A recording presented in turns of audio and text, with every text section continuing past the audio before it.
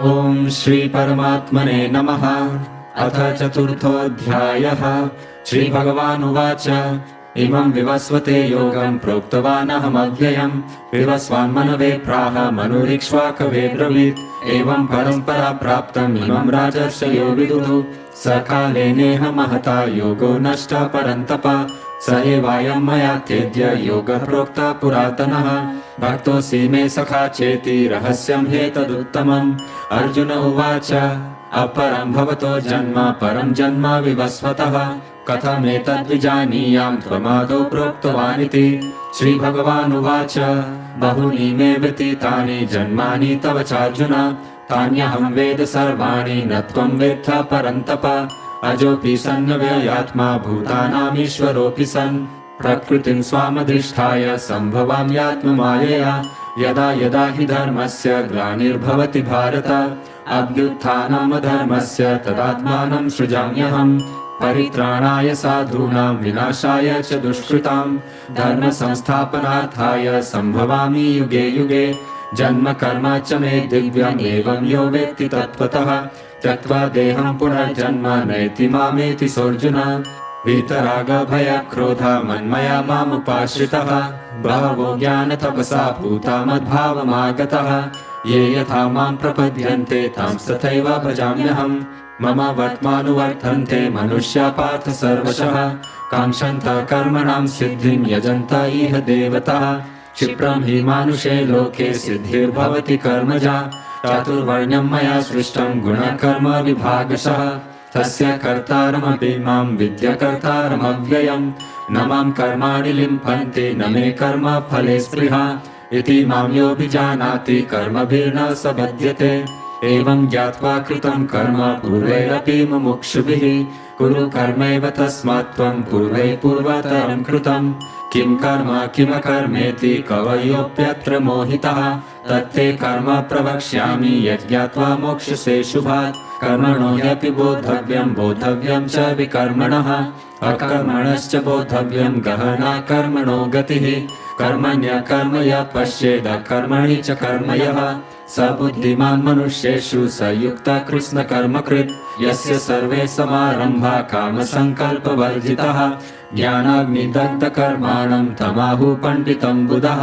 त्यक्त्वा कर्मफलसङ्गं नित्यतृप्तो निराश्रयः कर्मण्यभिप्रवृत्तोऽपि नैव किञ्चित् करोति सः। निराशीर्यत चित्तात्मा त्यक्तसर्वपरिग्रहः शारीरं केवलं कर्म कुर्वन्नाप्नोति किल्बिषम्। यदृच्छालाभसन्तुष्टो द्वन्द्वातीतो विमत्सरः समसिद्धावसिद्धौ च कृत्वापि न निबध्यते। गतसङ्गस्य मुक्तस्य ज्ञानावस्थितचेतसः यज्ञायाचरतः कर्म समग्रं प्रविलीयते। ब्रह्मार्पणं ब्रह्महवि ब्रह्माग्नौ ब्रह्मणाहुतं ब्रह्मैव तेन गन्तव्यं ब्रह्मकर्म समाधिना।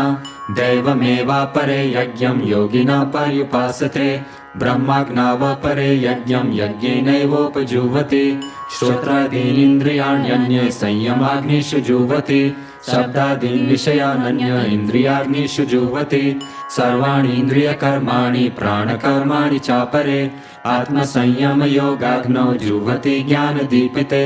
द्रव्ययज्ञास्तपो यज्ञा योगयज्ञास्तथा परे स्वाध्यायज्ञानयज्ञाश्च यतयः संशितव्रतः। अपाने जुह्वति प्राणं प्राणे पानं तथा परे प्राणापानगतिरुद्ध्वा प्राणायामपरायणः। अपरे नियताहार प्राणान् प्राणेषु जुह्वति। सर्वेऽप्येते यज्ञविदो यज्ञक्षपितकल्मषः यज्ञशिष्टामृतभुजो यान्ति ब्रह्म सनातनम्। नायं लोकोऽस्ति यज्ञस्य कुतोऽन्यः कुरु सत्तमा। एवं बहुविधा यज्ञा वितता ब्रह्मणो मुखे कर्मजान् विद्धि तान् सर्वान् एवं ज्ञात्वा विमोक्ष्यसे। श्रेयान् द्रव्यमयाद्यज्ञात् ज्ञानयज्ञः परन्तप सर्वं कर्माखिलं पार्थ ज्ञाने परिसमाप्यते। तद्विद्धि प्रणिपातेन परिप्रश्नेन सेवया उपदेक्ष्यन्ति ते ज्ञानं ज्ञानिनस्तत्त्वदर्शिनः। यज्ञात्वा न पुनर्मोहम् एवं यास्यसि पाण्डव येन भूतान्यशेषेण द्रक्ष्यस्यात्मन्यथो मयि। अपि चेदसि पापेभ्यः सर्वेभ्यः पापकृत्तमः सर्वं ज्ञानप्लवेनैव वृजिनं सन्तरिष्यसि।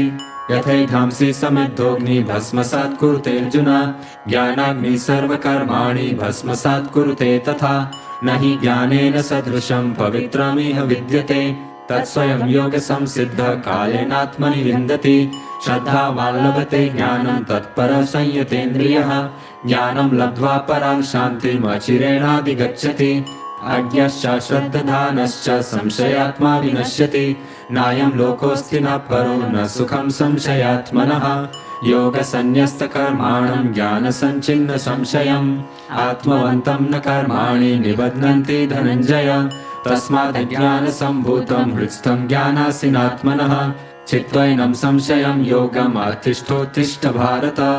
ॐ तत्सदिति श्रीमद्भगवद्गीतासु उपनिषत्सु ब्रह्मविद्यायां योगशास्त्रे श्रीकृष्णार्जुनसंवादे ज्ञानकर्मसन्न्यासयोगो नाम चतुर्थोऽध्यायः।